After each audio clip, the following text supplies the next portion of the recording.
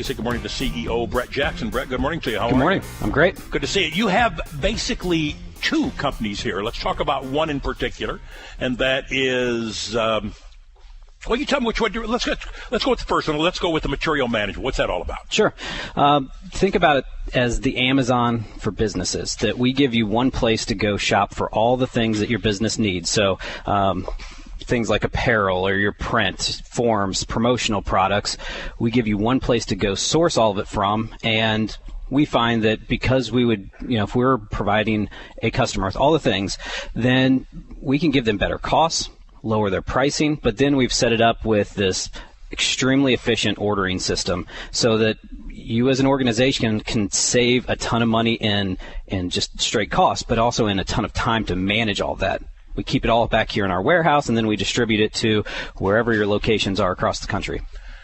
So let me walk through this. I own a company, and I come to you, and I say I want shirts, I want logo on polo shirts, I want business forms, I want legal pads, I want everything like that for my business. I don't want to mess with it. You guys take care of it. Yep. Walk me through where we would go from then.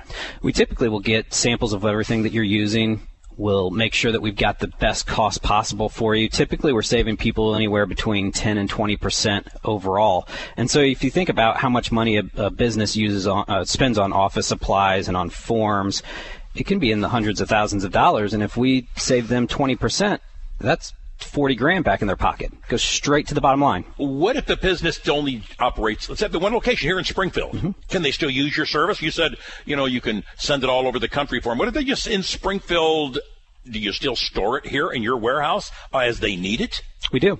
We store it here, and we don't really the service becomes much more valuable when you have 20 locations. Okay. But I'll tell you, we've got a good amount of customers locally who they have one location, but they don't have space to inventory their folders and their pins. And so we keep them here, and as they need 50, we bring them over. Or one of the things that we're doing now is print on demand. So if you need business cards, why store all of your employees' business cards somewhere? Why not just order them as you need them? And it works with brochures, it works with shirts, it works with pretty much any product that you don't need to stockpile your cash in a warehouse. Keep it in your pocket, and then as you need something, then get it. Brett Jackson, let's go back to the beginning. How'd you get started in the business? My dad started it in 82. Okay. And after college, I wanted to get involved and have just progressed from there. What prompted him? What was he doing in 82 that he saw this coming down the social media revolution, if you will, not your revolution, just onslaught? What was he doing prior to that he was able to see this is happening? He worked with a local forms company, so they sold checks to grain elevators, and he just thought that he could offer a higher level of customer service. That's always been something that's at the core of what we do, is to provide what we call mind-blowing customer service. We want to be that extreme. And so he started working with INB, the original local INB, and they got an ATM, and they couldn't get the receipt paper to work properly. So he was able to find a solution to get the receipts to work. And as ATMs grew, it was like perfect timing.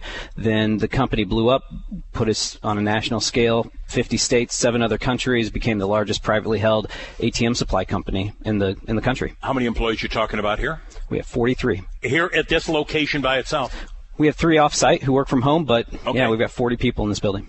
And when your dad was involved, was it just an operation of 1 or 2, operated out of the family house, or did he always have an off-site location? He worked out of a rented apartment that in the top is where he would take his orders, and in the basement he'd have to go down a flight of stairs into the basement, and that's where he'd store products, and he'd do the deliveries around town. When did you come on board? How many years ago?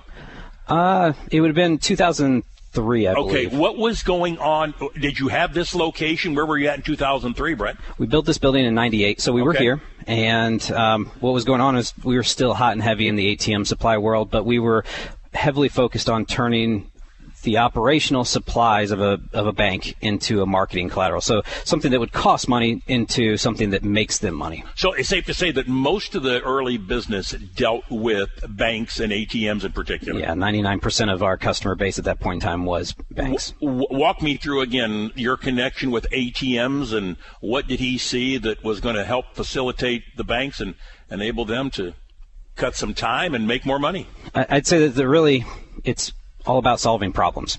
They had a problem. We got the paper to work properly. Other people started to have the same problem. And so we got a connection with the Easy Answer Network. I don't know if you remember those. They were standalone ATMs. Yeah, sure. That you could go up, and they started buying their supplies from us. And then other networks, we started getting relationships with them. So Shazam is a more local one that when somebody brought an ATM online, they'd call Systemax, and they can get you the products. So when you came on board, how has it expanded since you came on board in the early 2000s? Primary focus at that point was ATM supplies. Okay. And in today's world, it's really about being a single source provider for businesses who have typically multiple locations. We still offer ATM supplies. It's still a nice chunk of what we do, but it's down to 20% of our business from 100% of our business.